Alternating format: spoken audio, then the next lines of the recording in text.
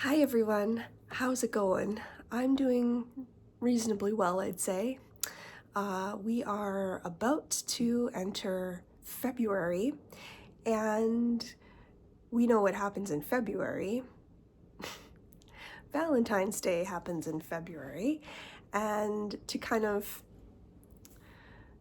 piggyback on the original video that seemed to get me a little bit of traction on YouTube is my being alone at Christmas video. And I'm just making this one to say I'm alone at Valentine's Day. And I don't know if I have any real plans about what I might do for that day. But a part of me wants to go live, perhaps. That might be nice. I've heard from some people that they would appreciate, a bit of a live stream on Valentine's. So this, counts as my sort of announcement that, I'm happy to do that.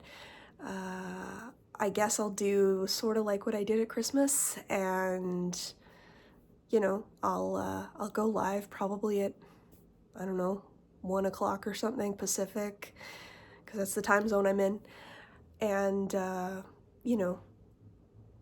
chit chat with you and see where you guys are at with things, and we'll come up with something to pass the time, at least for a little while anyway.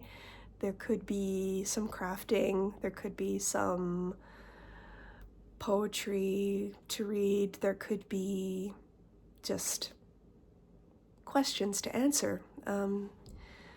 That's usually inspirational for me because I never quite know what to say. So if I have an active audience that's got lots of questions and curiosity about whatever they are curious about, that's always fun to engage with. So there's that. I'm happy to do that. We'll see. There could be cookies made or something. There could be I don't know, even, I don't want to say slam poetry because I've actually never done slam poetry, so I don't want to go saying I know how to do it or anything. But some sort of writing prompt could be in order for entertainment. But I just thought I'd put this out there that this is, my second Valentine's by myself, the way it was, we just had my second Christmas by myself, and I hope to talk with you and kind of enjoy the day with you, and that you have your own traditions or things you like to do for yourself. Because I figure if you don't have another person in your life to sort of lavish your attention on like that, then it's important to lavish it on ourselves so that we replenish ourselves rather than deplete ourselves. Something I feel like I'm learning a lot about at this stage in life is how we're really trained early on to deplete ourselves in the name of being good people, in heavy air quotes. If you're a good person, you're self-effacing. You don't think about your own needs. You do everything for everyone else, and if everyone else is happy, then you therefore are happy. That's what we're taught, and it might sound controversial, but it really isn't. It's a lie. We need to look after ourselves and love ourselves in order to be able to love others and sustain that love. Something I'm really discovering sort of firsthand right now is that we often put romantic partners or potential romantic partners onto some sort of a pedestal of sorts, and we make it like their almost responsibility to help us in some sort of way. I've been sort of corresponding off and on with this person who is sort of an acquaintance. I don't know him very well, but he's been sort of really talking about all kinds of personal problems and struggles he's having, and how he's so lonely, and how he wants to spend more time with me, and these kinds of things, and all tinged with like this terrible, I'm so lonely and sad and I need someone to fill the void for me. And it's hard to be on the receiving end of that, because I recognize the behavior. I was that way myself in my younger years. I'm a piece of crap. I'm lonely. Nobody loves me. I need someone to like be kind enough to love me. And guess what? I found my husband that way. And it wasn't sustainable. Because, and now that I'm 20 years older, I understand this now, that it's unfair to come into a potential relationship situation and be saying all those things, and I'm incomplete as I am, and I need you, this romantic interest, to fulfill me. And without you, I am unfulfilled, and I'm in a state, and I'm going to text you 10,000 times until you answer me, because I'm that worked up, and I'm that empty feeling about myself. Even if I have lots and lots of value and many gifts, and I am a good person, I don't believe that. So I need to seek it out in someone else, and I need to feel completed through that. And when you're the one being kind of pursued like that, it's just like, whoa, I didn't know you were broken, and I don't know if I have the knowledge about how to fix that, and nor should I, because I'm my own person, and I have my own stuff and my own struggles to deal with that nobody else can deal with for me. I have to deal with them. That's the nature of life. So these things really stand out to me now in a way that they did not years and years ago, because I feel like that was the lesson I had to go and learn. And I did. So 2 decades later, I can look back and see things so much more clearly and for what they really are, rather than for all the emotion that they embodied back in those days, because it was purely emotional.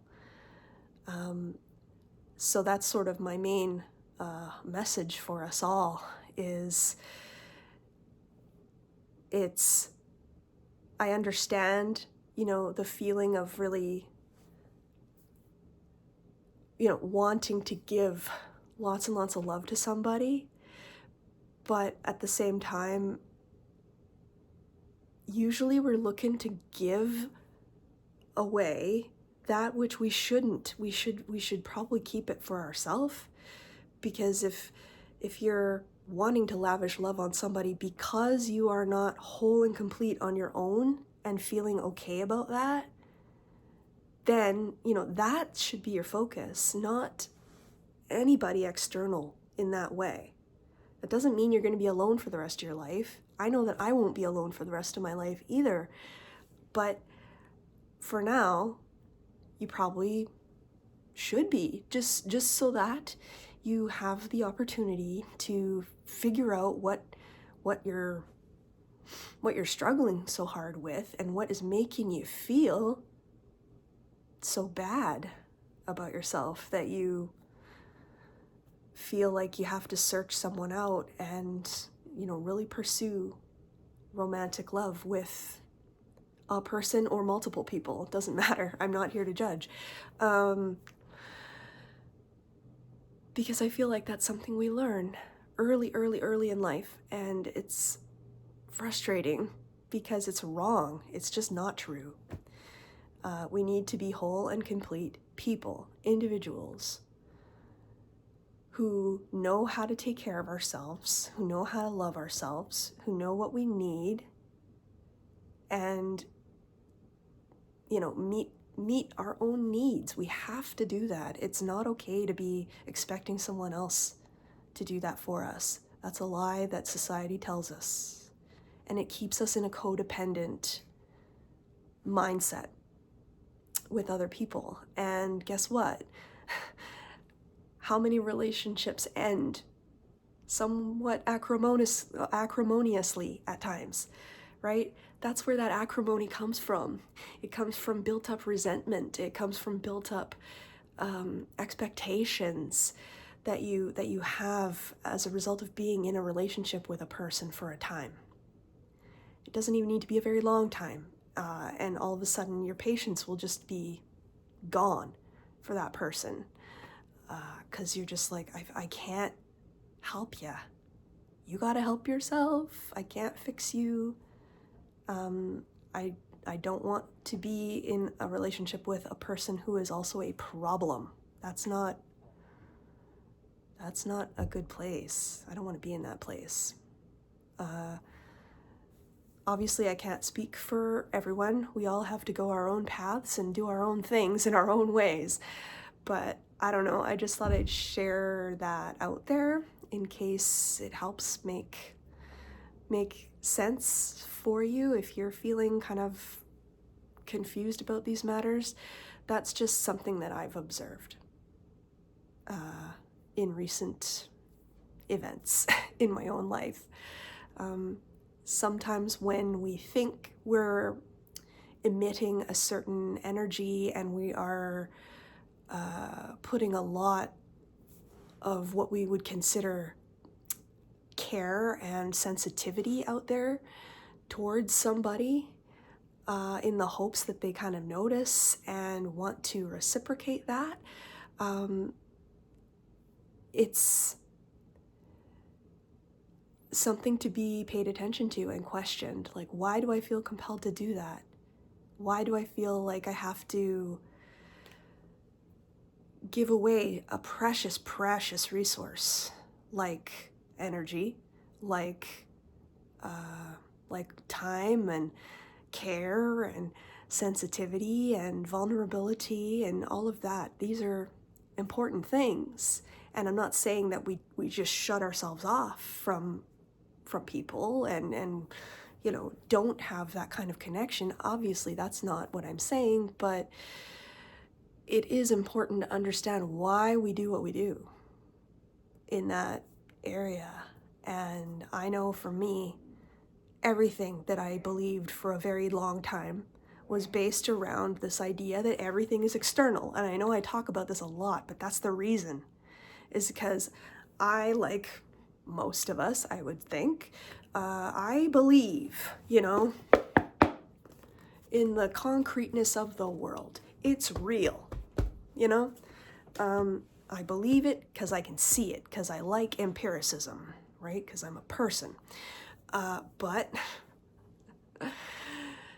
looking for things externally, whether that be emotional fulfillment or material fulfillment,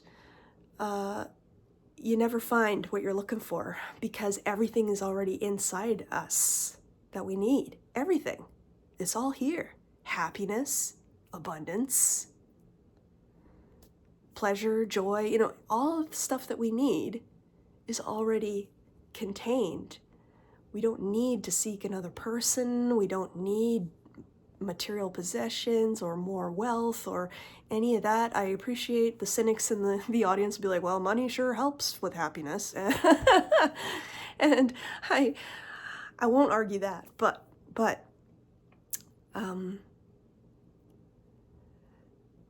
it's a crucial time to be looking inward, not to beat yourself up, not to be hard on yourself, but to really consider, why do I feel that way? Why did I do that action? What does that mean? Even if you're just going to sit there and think about it, or if you're like me and sometimes all you can really do is sit and kind of mull it over with words, sort of like I'm doing right now, quite honestly. But in a voice memo on your phone or something, super helpful because you can listen back and you can hear yourself and what you were saying and how you were saying it, the words you were using, the tone of voice you were using, and everything else associated with that. And then you can, at some point in the future when you review it, you can be like, oh, well, I was really, really angry about that, or I was really focused on this one thing. Wow. Or, whatever. Like, it's so much easier to observe yourself honestly. And that's what matters, is being honest about it and not just hard on yourself because that's what reflection is supposed to be or something, because it isn't. But it's crucial in growth. And that's what really matters here is growth, because that's the only way you can move forward in a healthy way with a romantic partner, in my experience. That's the only way truly to move forward, or you'll just keep making having the same experiences again and again and again. And